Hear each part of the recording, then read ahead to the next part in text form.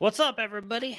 Spring reports are back. I can't wait to oh, this is starting off wonderful. Great first show. Can't wait to dive back into these. Now, there are not a ton of relevant teams, I guess is the way I'll put it, that have started theirs, although a bunch of them kick off this weekend and over the next couple days. So we will definitely start getting a lot more news. But there are some teams, Michigan, SMU, Auburn, some of these bigger name schools that have kicked off their spring practice. Went through a bunch of different practice reports, watched some videos on this stuff to get you guys some news. So here is the first edition of the spring practice reports for 2023.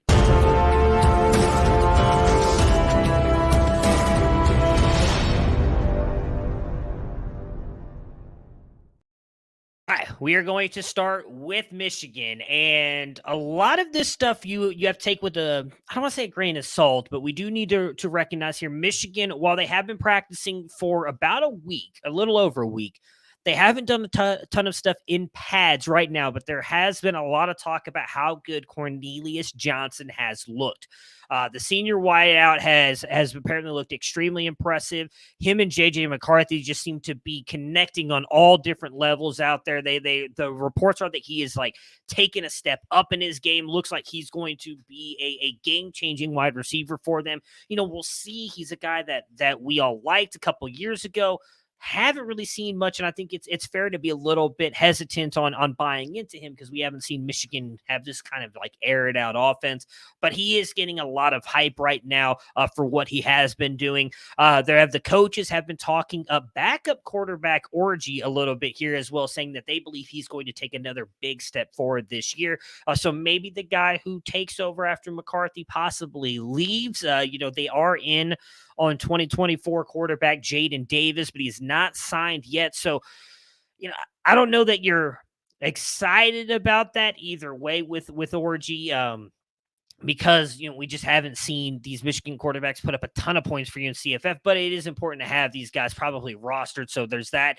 Last little bit of news coming out here from Michigan is that freshman running back Cole Cabana is apparently fitting in nicely already, specifically on the return team. I personally am very excited about him. It does seem like Donovan Edwards and CJ Stokes are the set in stone guys right now. Blake Corum's still coming back from the injury. So I don't know that Cole Cabana sees a ton of work this year, but it is cool at least to see that he's doing some work on the return team. My hope is that he shows out there and is able to get at least some run in his freshman season. I don't expect him to really be a guy for you on the CFF side or really anything outside of an injury because of just how good Blake Corum and Donovan Edwards are and how cemented into their roles they are. There really hasn't been much coming out on Auburn. I looked multiple different places. Didn't see much. We'll continue to monitor them, but not much to report today. Did get some interesting stuff from Houston, though, who started a couple days ago. So a couple things on the running back position. We know Alton McCaskill tore his ACL at this point in time last year. It was very early on in spring. And the reports are that we are likely not going to see much of him at all during this spring practice. They are bringing him on slowly. Tore the ACL again in his left knee. It was about 11 months ago at this point, a non-contact injury. Now, Dana Holgorsen did say that he is back. He has not been cleared, so you will not be seeing him out at spring much. They just want to be cautious with him, but he is running around and looking good in that. So looks like he's at least running, but they're taking things slow with him. We'll probably hear more about this after the summer when we get into those fall camps. That's when we'll really be paying attention to see what McCaskill is doing with this offense as they are taking him slow. So don't expect to hear much from him in the spring.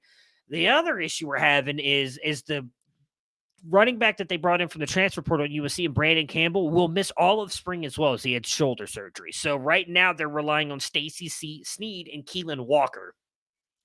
I don't know that either one of those guys really matter for you for CFF purposes. We were hoping to see some Brandon Campbell in case he had to take the reins early on if McCaskill wasn't going to be ready. Just a lot of question marks right now, unfortunately, at the running back position. Moving over to the quarterback position, Danner Holgerson, at least right now, is saying that this will be a battle between Donovan Smith and sophomore Lucas Coley, who are the top two candidates in spring. Now, he has come out and said that if, at least in his opinion, Coley is a little bit ahead based on at least being in the program for an entire year. He's a transfer from Arkansas. He actually made his way up to the backup spot at one point in time last year and played a little bit in a couple games. They believe right now he's got a little bit of an edge on Smith. Don't know if that lasts, as Smith does seem to be just a better quarterback overall, but he's got to come in there and look. And that's what Holgerson wants. He said he wants it to be a competitive battle, and so far it has been. So we'll watch that. I still expect Smith to eventually win out in this job, but should note that it is technically going to be a battle. Wide receiver position is going to be interesting as well here for Houston. We expect it to be the Matthew Golden show, but they did add Stephon Johnson from Oklahoma State and Joshua Cobbs from Wyoming. Cobbs was a guy that a lot of people thought had a chance to be something last year. We'll see if he's able to do something here. They did bring in Michael Harrison Pilot, who is the fourth highest rated signee of all time or in school history. They are very excited about him, but it's definitely right now the players running with the ones have been Matthew Golden, Joseph Manjack, and Samuel Brown. It seems like Golden is primed to take that big step forward, but we will see. There are definitely some people who are a little bit worried about that. I love Matthew Golden. Think he's going to be a great player. We'll see what happens. Next up, moving over to Kansas. Jalon Daniels is being watched very closely here through spring practice. Matt Gildersleeve talked yesterday. Talked yesterday. They want to make, this is his quote, Jaden Daniels bulletproof. They felt like during last season, he took a lot of hits, got beat up, got injured, and they feel that's what kind of caused him to lose some of the games down the stretch. So they are limiting his practice reps. They want him to be 100%. And they said right now he is 100%. They want to make sure he's 100% heading into summer and heading into fall. They don't want him to have any kind of setback as they're continuing to work on his body to make sure he is completely ready for fall. So there's reports that they're not expecting him to do a lot in this spring, not get a lot of reps. I think that really only matters, obviously, because, and his name just jumped out of my head, but the backup quarterback who also looked very good might be getting a lot of reps, and we don't want anybody like, oh, man, he's out there doing all this stuff with the ones. He's going to be the guy over Jaden Daniels. No, Jaden Daniels is clearly set as the one. They're just not going to have him do much this spring. So there might not be much else we can take out of Kansas moving forward, as they said, they have the bigger picture in mind with him. Those are the coach's words. We have the bigger picture in mind with him, and this is the 2023 season for Jaden Daniels. So we'll see what happens. I think Jalon Daniels is easily going to be the guy. Speaking of quarterback battles, we have an interesting one brewing at NC State. Now, they've only been there for a couple days, but what is very interesting here is that both of these guys in Brennan Armstrong and MJ Morris. So Brennan Armstrong has worked with Robert and I before, transfers in here. Everybody's really excited about it. Morris looked really good last year at the end of the season and definitely has a lot of upside as well. Both are listed at 6'2", 210 on the NC State website, yet everybody is saying that Morris looks much bigger than him, much bigger than Brennan Armstrong, which is, you wouldn't expect that with both of them being listed there. But the big takeaway from this offense right now is that they are moving at a high pace offense, which is I think, going to be fun to watch for them. And it looks like, at least right now, that Armstrong has a lead on that. He knows the offense is not really that surprising. But Morris has been running with the twos and Finley with the threes. They are saying it is a battle, though. So I don't know that Armstrong has won it, but I imagine he's probably got a decent lead in because he knows the offense. And we've seen that is a massive advantage for these quarterbacks. If they come from that tree, or they've been with that coach, in essence, he has before been with Robert and I, so he knows the offense. I think that means Morris has really got to go out there and impress to try and pass up Brendan Armstrong. But from reports are that he has looked good, although Armstrong has been with the ones.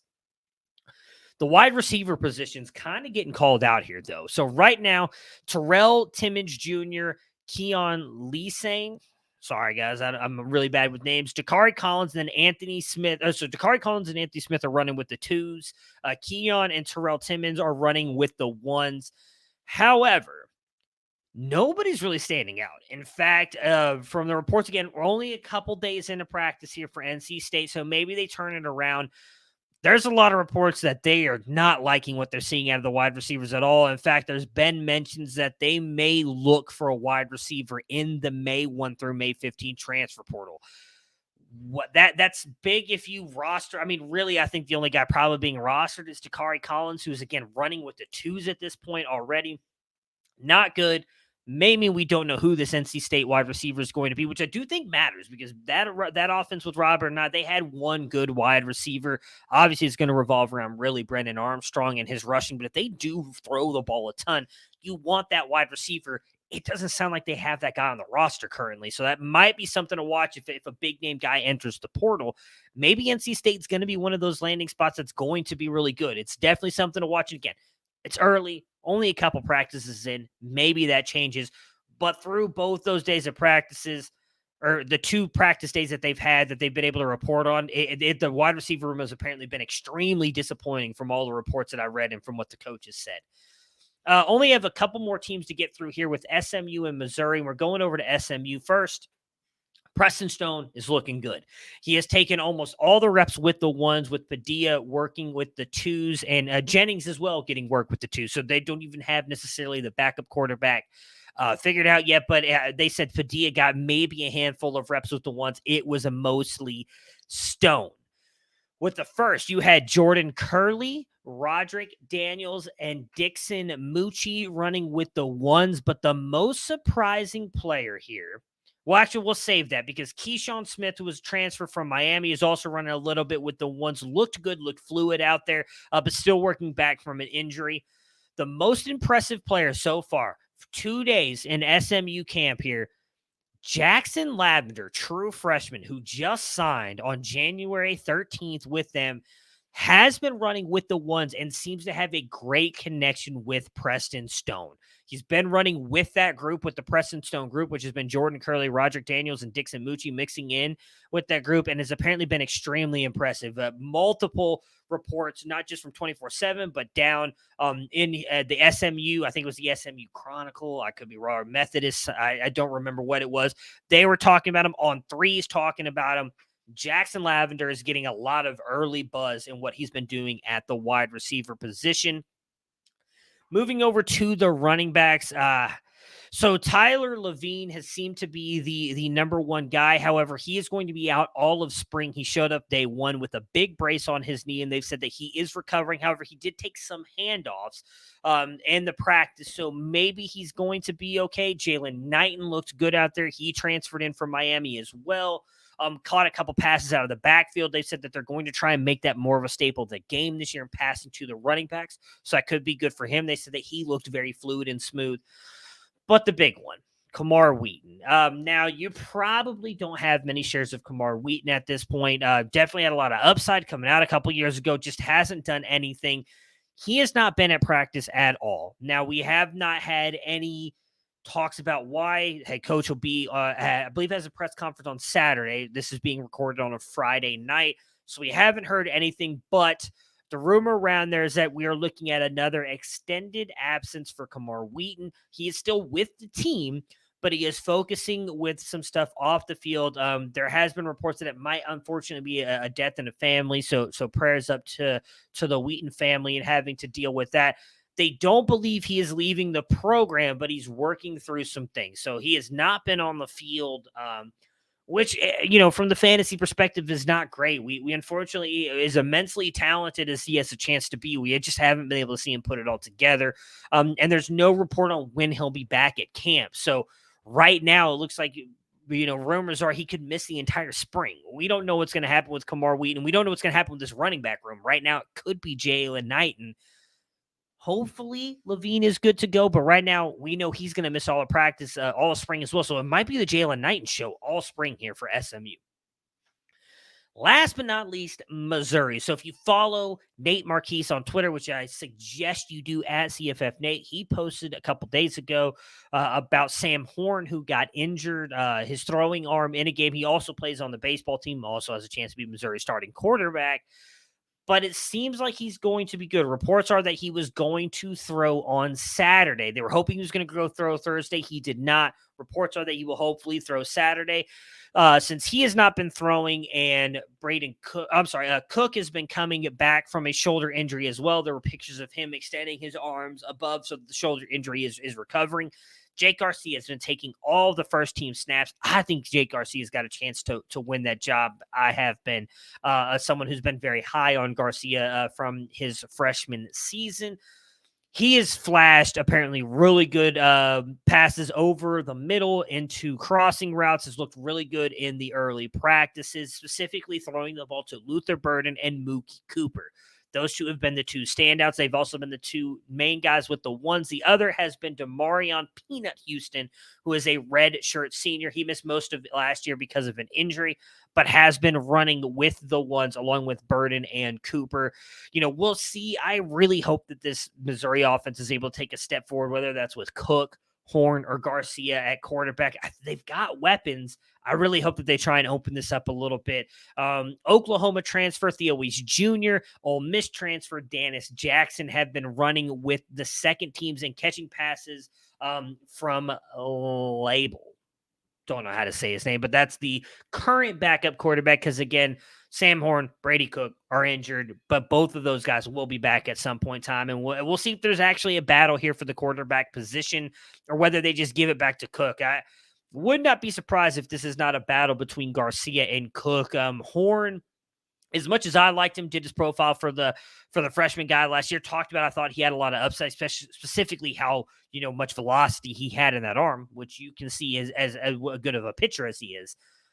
But it kind of feels like if he's going to be doing both, he may be sitting a little bit behind Cook and Garcia. We'll see who gets that starting job again. I really hope that Missouri offense can take a step forward. That is going to do it for Spring Reports episode 1 here. I'm going to pull up because there's a ton of schools that kick off this weekend. So like Monday's show could be a lot of fun. We could have a lot of updates for you. I know a couple of them are Washington.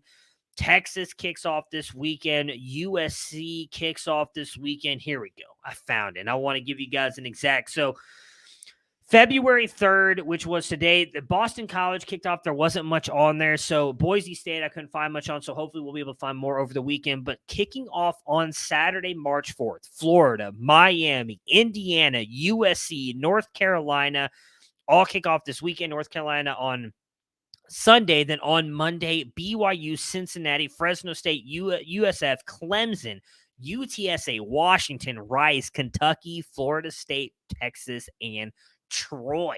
Then Mississippi State, Ohio State, Kansas State, LSU, Oregon State, Northwestern. Everybody's getting like within this next week or so, all the big name schools are going to be kicking off. So we're going to be diving head in. Don't know if we'll do this every day, but we'll definitely do it at least 3 times a week. Maybe do an extra one on the weekends if I have a little bit more time. But I want to give you guys as much of these as I can. Make sure to look out for this on the podcast feed as well. I will try to put that on there. And I'm going to try and do an article every week recapping everything that I talked about. Maybe do it every other day. We'll see. You guys tell me what you want. Drop in the comments. Do you want an article every other day on these spring practice reports? You want it once a week? How you guys want it in the podcast? I will try and bring you guys this news as much as possible. Thank you guys so much for tuning in and enjoy your weekend.